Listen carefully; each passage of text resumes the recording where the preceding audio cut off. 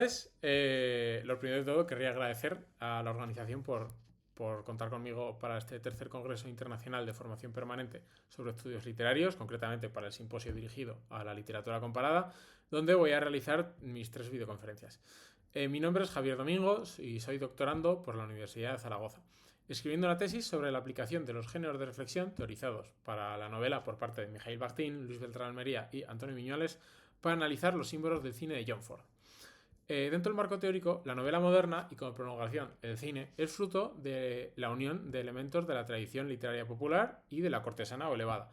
vinculado a su vez pues a la propuesta de Marshall McLuhan cuando dice que la modernidad es el producto de la fusión del mundo primitivo de la oralidad y del mundo histórico de la escritura y el libro, fusión del hermetismo y del humorismo. Fruto de dicha fusión se desarrollan símbolos complejos y figuras nuevas. Así, la metodología que empleo que he comentado previamente, está basada en la estructura categorial de los géneros de reflexión, una justificación sobre cómo los géneros, para analizar sistemáticamente la obra, son trasladables al análisis de obras cinematográficas, para captar no solo la capa visible o superficial de una obra, sino su contenido interno de carácter reflexivo. Esto lo voy a abordar a través de 3 estudios de caso, uno para cada conferencia, sobre 3 películas, Los Tres Padrinos, El joven Lincoln y El último hurra, siendo esta conferencia la que dedico a analizar al último hurra. La justificación de esta metodología reside en un vacío académico, la problemática de ahondar en el análisis de las obras del séptimo arte de manera sistémica, a partir de la clasificación que ofrecen los géneros clásicos. Esto se puede explicar mejor a través de un caso. Como numerosas películas de John Ford, que tradicionalmente se han categorizado como western, La diligencia, Tres padrinos, Los dos cabalgan juntos, El sol siempre brilla en Kentucky, Centauros del desierto, El hombre que mata a Liberty Balance, se han clasificado como western al tener las mismas características superficiales, como si dijéramos el vestido de la obra, cuando realmente nada tienen que ver entre ellas. Es evidente que existen los mismos elementos superficiales, una capa literal visible al espectador, vaqueros, paisajes desérticos, series, revólveres o viajes. No obstante, también resulta evidente que cuando se ahonda en ellas es posible percibir su disparidad. De este modo, y sin caer en adanismos, tanto en esta conferencia y correspondiente publicación para el Congreso como en la tesis doctoral que estoy realizando, el objetivo que pretendo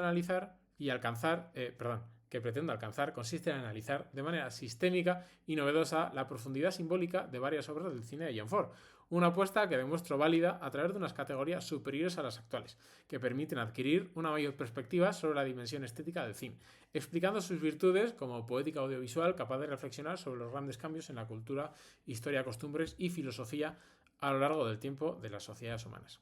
Dentro de la película, estrenada por cierto en 1958, la trama de la película gira alrededor de la quinta y última campaña electoral de Frank Skeffington, el alcalde de una hipotética ciudad de Nueva Inglaterra, que realmente se refiere a Boston, Massachusetts.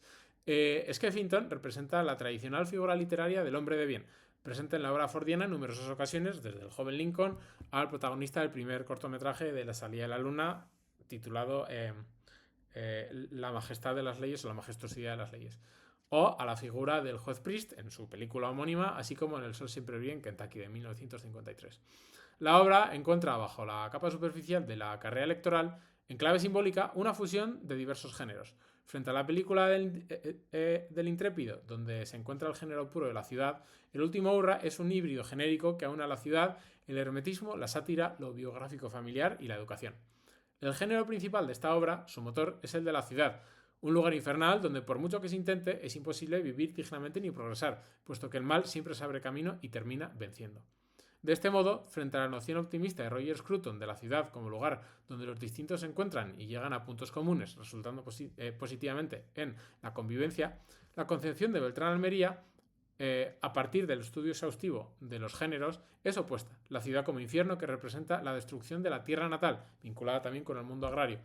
como se muestra a través del monólogo nostálgico de Frank frente a su sobrino cuando visitan el barrio donde personalidades de la ciudad, venidas de distintas posiciones sociales, se criaron y crecieron todos juntos, un idilio ya irrecuperable.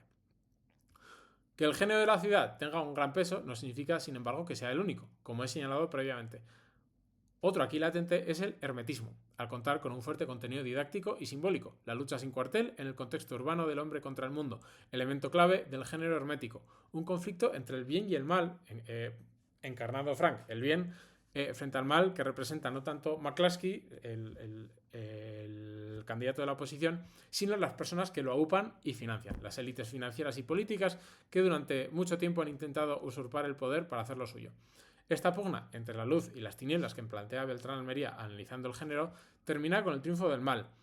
Entre los símbolos del mal, el más visible es el director del periódico local, una figura estirada que ya solo de la propia postura transmite cierta vileza y, con tal de expulsar al alcalde de su posición, este decide alinear a su periódico de manera acrítica e injustificada con el otro candidato.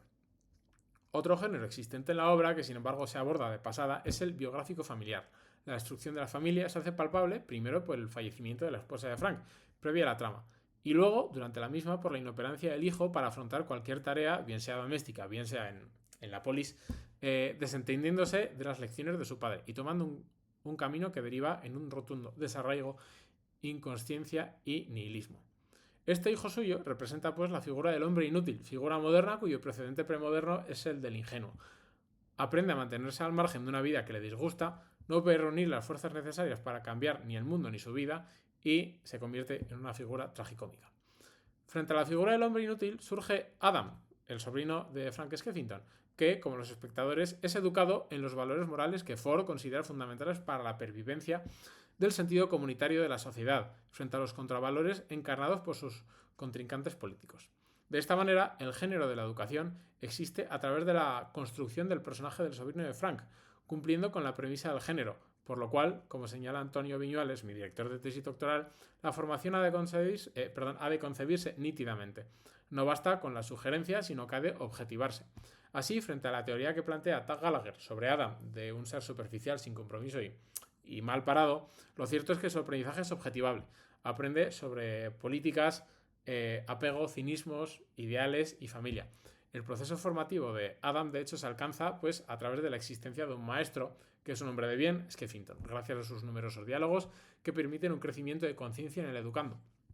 y que simbólicamente se materializan en la simetría de planos, que también ha estudiado Biota en el cine de John Ford, Paulino Biota. En la simetría de planos que se dan entre el comienzo del film, cuando Frank pone una nueva flor en el jarrón situado debajo del cuadro de su difunta esposa, y al final de la película, cuando este mismo ritual lo realiza su sobrino. Con la derrota electoral de Frank Skeffington, muere su estilo de política en lo metafórico y en lo literal, puesto que esa misma noche da un infarto del que no termina por recuperarse, falleciendo al día siguiente rodeado de sus más allegados, así como repleto de coronas de flores de los habitantes de la ciudad que abarrotaron las calles. Como señala Tag Gallagher, Skeffington es un héroe fordiano, surgido del mismo molde que el juez Priest. Sin embargo, en esta ocasión, los Maydews se salen con la suya. Kim Casas coincide al considerar que la fordiana juez Priest, que más adelante se volvería a hacer a través del Sauce Prix en Kentucky, es un claro antecedente de Frank Skeffington. Frente a las acciones a veces cuestionables de Skeffington, el candidato de la oposición se presenta como un tipo inmaculado, símbolo de los ideales de familia, estudio y sacrificio por la nación a través de la experiencia bélica, encarnando todos ellos, al menos en apariencia, en McCluskey, siendo sin embargo características propiamente premodernas, por las cuales lo importante no es el interior inexistente en el candidato de la oposición, sino la gloria y reconocimiento externo o exterior, aun cuando esto luego se halle vacío por dentro. Sin embargo, además de que tras esta elegante fachada el edificio está vacío, los magnates que están detrás de su campaña electoral, la vieja aristocracia de la ciudad, alejados de la noción griega de los aristoi, que justamente he explicado además esta semana en clase a mis alumnos de instituto, pero estos aristoi, la élite noble, que son dignos del gobierno en tanto en cuanto son capaces de desarrollar la arete, la virtud y la excelencia. Una clara contraposición con estos candidatos de la oposición, dada su obsesión clasista, elitista, racista y étnicamente excluyente, que explica el pasado, por ejemplo, del Ku Klux Klan de uno de ellos, el dueño del periódico. Frente a la existencia inauténtica,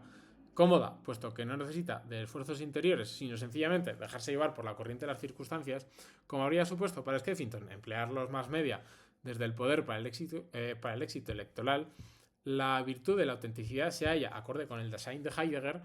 en no amoldarse a lo sencillo, hacer lo correcto cuando se puede hacer lo aceptado. Esta asunción de la muerte literal y metafórica es el primer paso para una vida auténtica y para una defensa de de los ideales de uno mismo. Esto se explica porque para Heidegger la autenticidad se logra a través de hacer lo que uno considera verdadero para sí mismo y no doblegándose al ímpetu de las circunstancias. Con la muerte de Frank, como señala acertadamente Stier, sus amigos, tan rudos y pendencieros como sabios y sentimentales, son ennoblecidos por la relación con Frank. Y a pesar de su distancia, su vínculo de despedida ritualizado los eleva. Algo que a los ojos de Ford sea quizás la mayor justificación de la vida auténtica que Skeffington representa. Estos personajes, como diría Gregorio Luri, sensatamente imperfectos, con sus errores y a menudo jugando pues un papel al margen de la ley, hacían el bien en su comunidad de una manera mucho más orgánica y sincera que los personajes de alta alcurnia. Esto plasma a la perfección el tipo de personajes de la modernidad en el estudio de la estética, donde los valores más elevados suelen ser encarnados por personajes de bajo origen, mientras que la vileza, la envidia y la crueldad suelen asociarse con figuras de origen elitista, algo que, por ejemplo, en la literatura se encuentra pues, a través de personajes, por ejemplo, en Moby Dick, frente al origen más elevado del capitán Ahab,